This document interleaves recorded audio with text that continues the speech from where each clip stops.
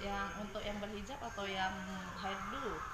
Dua-duanya lah. Dua-duanya. Yang jelas sih kalau untuk internasional itu biasanya untuk di bagian dada dia nggak tertutup sih. Kalau Heeh. untuk yang berhijab kita tambahin manset gitu.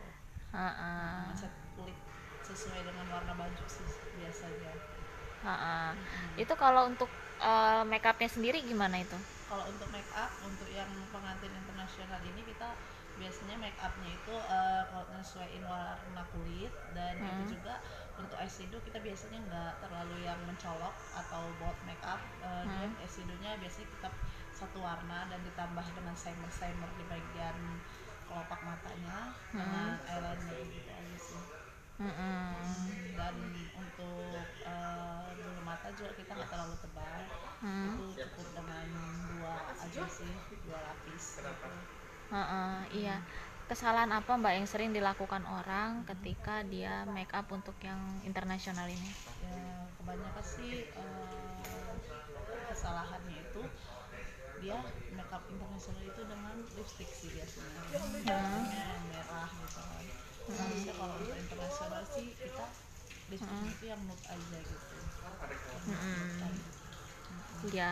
Kalau untuk penataan rambut sendiri ya yang hairdo itu gimana Mbak Itu bagusnya? sih untuk penataan rambut kita biasanya top style atau Hmm. dia di atas, sanggul di atas itu Hmm. ditambah dengan crown atau kita kasih dengan slayer sih biasanya.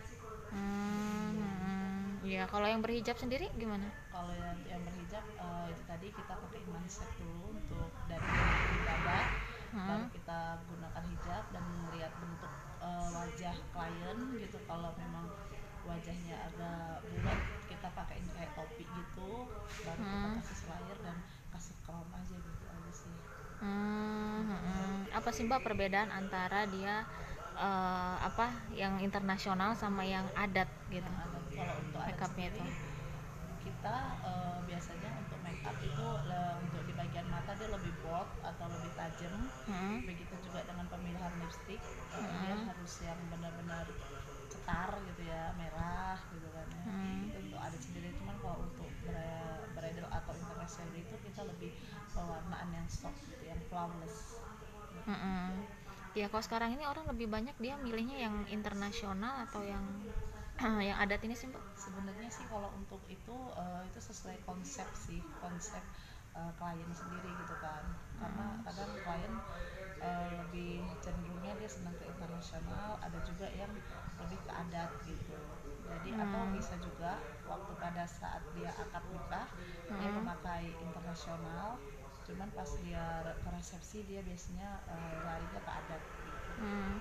Tadi Mbak sempat bilang ya justru yang internasional dia lebih banyak digunakan pas prewed. Prewedding Kok ya, bisa kayak gitu? karena untuk prewedding sendiri kan kita kan di outdoor gitu ya, jadi untuk Hmm. makeup juga kan lebih yang flawless. Dan itu juga kan kita jadi supaya gaun, kalau bridal kan gaunnya lebih mekelok Hmm. ya bahasanya, Hmm. lebih membahana ya. Jadi Hmm. itu biasanya kita bisa untuk di outdoor apalagi di laut atau di hutan-hutan gitu dia lebih cantik gitu kelihatannya. Oh gitu. Cuman kalau untuk adat sendiri juga sekarang lagi uh, pada seneng sih pakai adat juga untuk prawedding gitu. Itu biasanya tapi pemilihan tempatnya aja sih, biasanya di rumah-rumah adat gitu kalau untuk yang adat. Hmm.